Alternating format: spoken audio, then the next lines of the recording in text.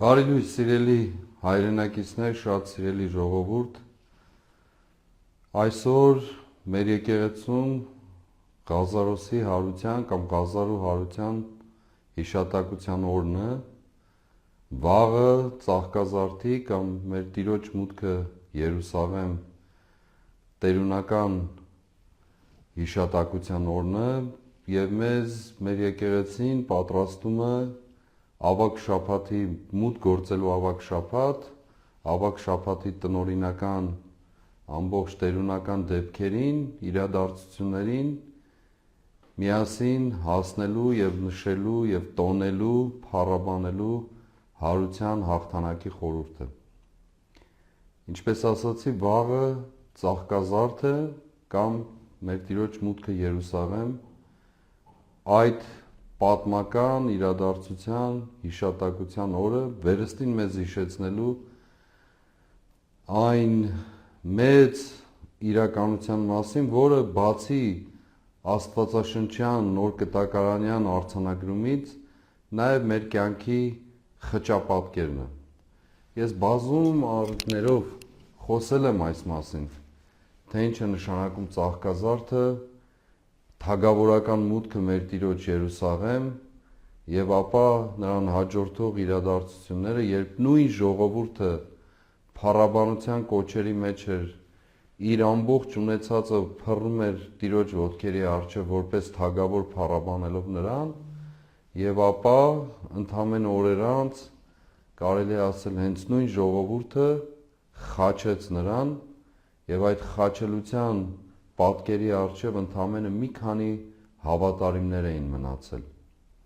Եվ սակայն այդ խաչելության խորհուրդը այդ մի քանի հավատարիմներով դարձավ նաև հարության հաղթանակի խորհուրդ։ Սա մեր կյանքի պատկերն է։ Ոչ ոք թող հավակնությունը չունենա կյանքում, որ ընդհանրապես և մշտապես իր կյանքի ելևէջումների մեջ մշտապես ունենալու է Ծաղկազարդի իրականությունը։ Այո, մենք մեծ կամ փոքր չափով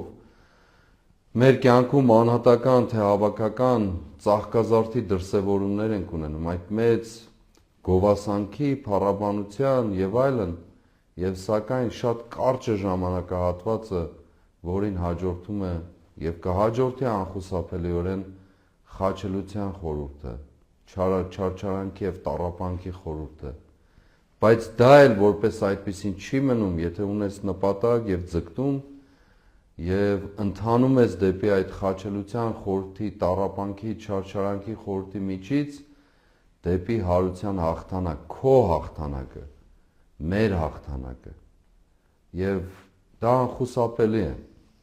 Այն մարդը, ով կընդունի խաչելության, տառապանքի խորհուրդը, կկարողանա նաև կնքել և հաստատել հարության հաղթանակի խորհուրդը։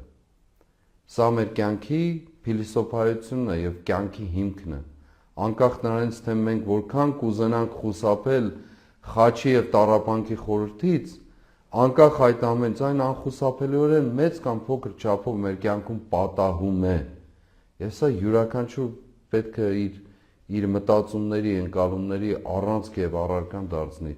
չվախենալով, չխուսափելով,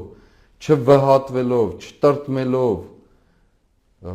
այն իր վրա եկող թե հարվածներից, թե տառապանքից, թե չարչարանքից,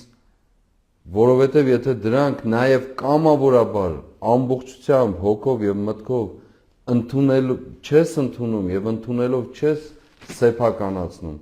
չես կարող նաև ընթանալ դեպի հաղթանակ, հարության խորհուրդ։ Եվ մշտապես ասել ենք, մեր պարտությունների պատճառը մեղքն է եղել։ Մեր պարտությունները շարունակական, ոչ միայն արտաքին թշնամուց,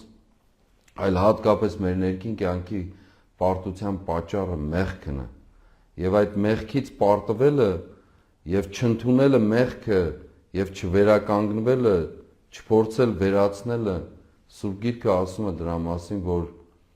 արդարությունը, ազգերը արդարության պակասից են նվազում և մեղքի առկայության պատճառով դառնում են չգոյություն պարզապես։ Եվ այս իմաստով